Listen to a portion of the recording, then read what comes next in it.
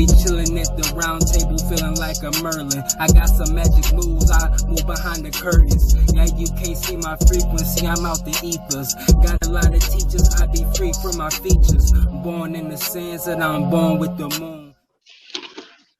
All right, so the other morning I was doing Savasana, and that's when you just lay there comfortably and you just breathe. And then eventually, like, I'm supposed to do this for 20 minutes in the morning and 20 minutes in the afternoon. And I just been doing it right when I wake up in the morning. Like, I roll over in the bed, and then I set my alarm clock. I do it for 20 minutes. And it's getting to the point to where while laying there, I'm starting to feel my heartbeat. And then, like, I'll focus on my feet, and I'll start feeling like little sensations in my feet, and I try to, like, body scan and stuff like that. So the other morning when I woke up, I wanted to wake up and I wanted to hit the bong, but I left my bong on the other side of the room. So I'm like, damn, I gotta get up. But I'm like, I don't feel like getting up. But I'm like, damn, I want to get up to hit the bong before I do my morning meditation.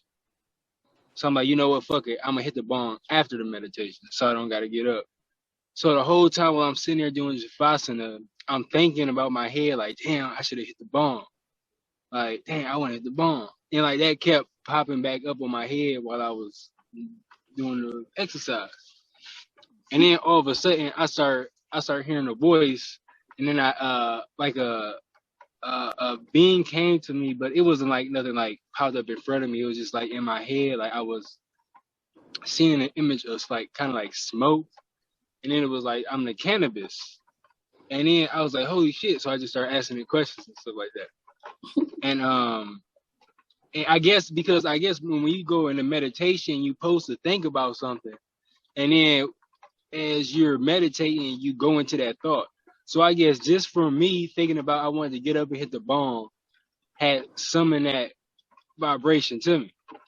So I had asked her, I'm like, man, how come when I smoke, I can't stop eating? Like, why do I get the munchies so bad?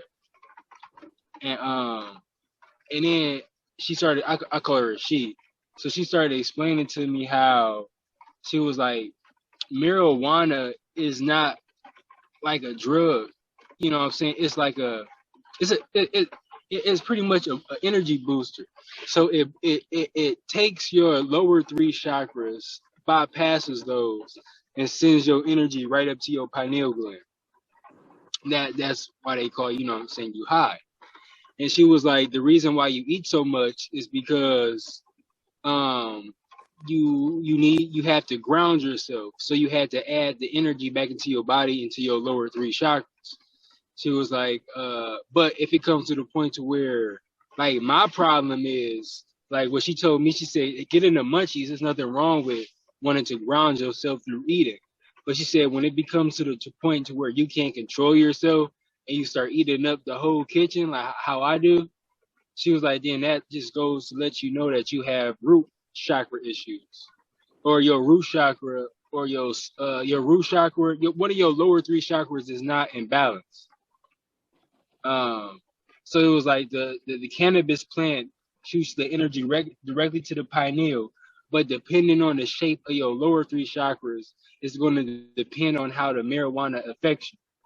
So someone that's got an off root chakra and they smoke weed, they'll be more prone to be addicted to it.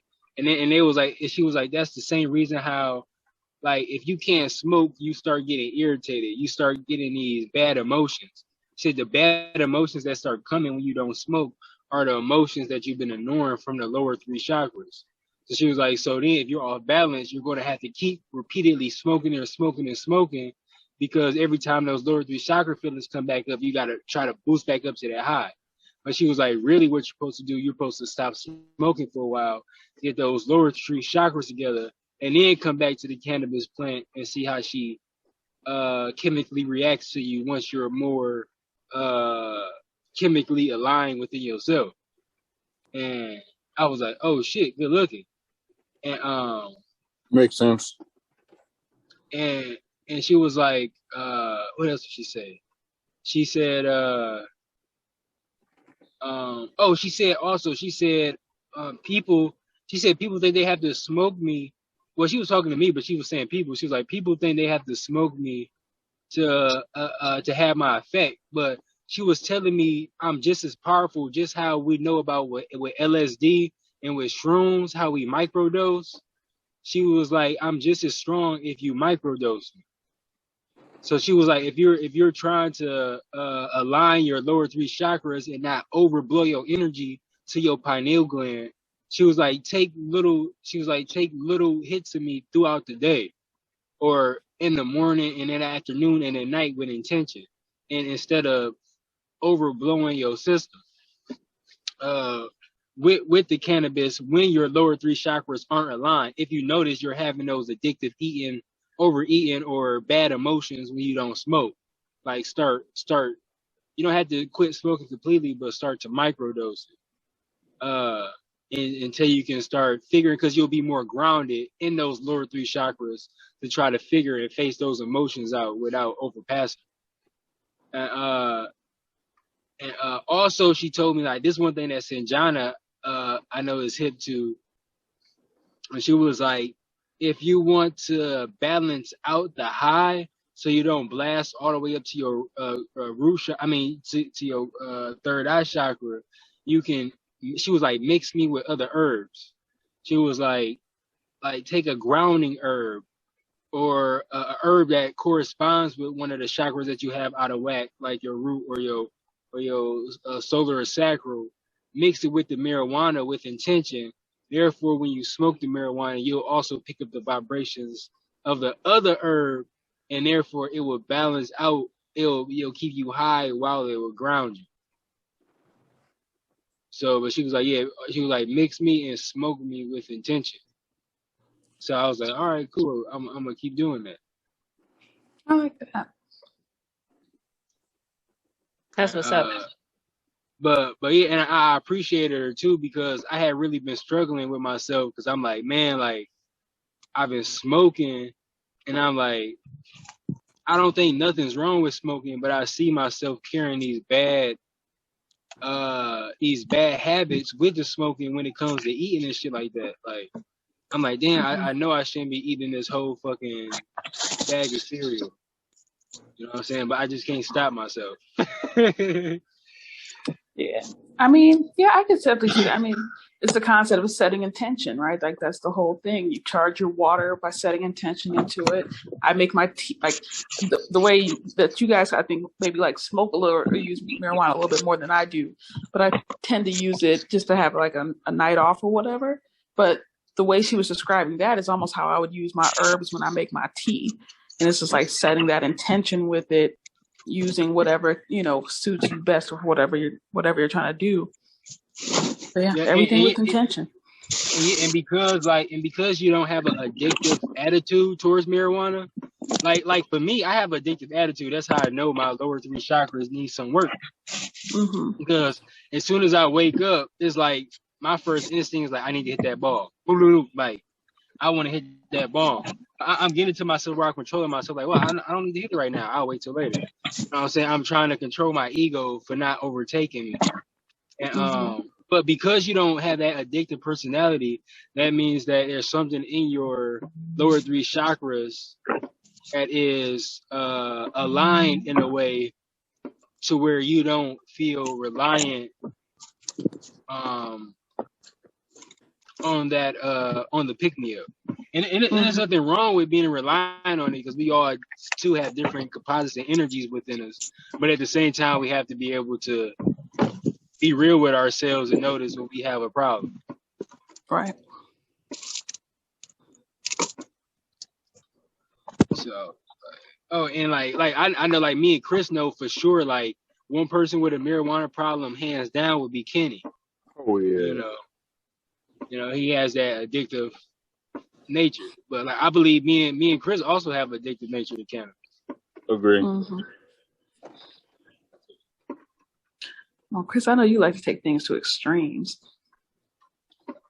I do not know what you mean by that. Yeah, all right. Go by on the. Also, one thing that she told me too, I'm glad I remembered this. She was like, just how like fruits, how like, you know, when we go to the grocery store, um, we just pick up fruits and shit out the basket and then we take it home. We therefore we don't really connect with it. We don't appreciate it. We just get it and eat it. But she was like, to really experience the power of cannabis, you grow it yourself. Just how like you supposed to grow your own food. She was like, because when you grow a cannabis plant, you literally grow the plant and you connect with the plant's chakra systems as well, because all plants and living things have like energy centers. It was like once this plant is growing and you're talking to it, nurturing it, and giving it your energy, it's matching your vibration. So then when you consume the marijuana plant, you're consuming the vibrations and the love and the care that you just put into the plant. So therefore you'll get boosted to a whole nother high.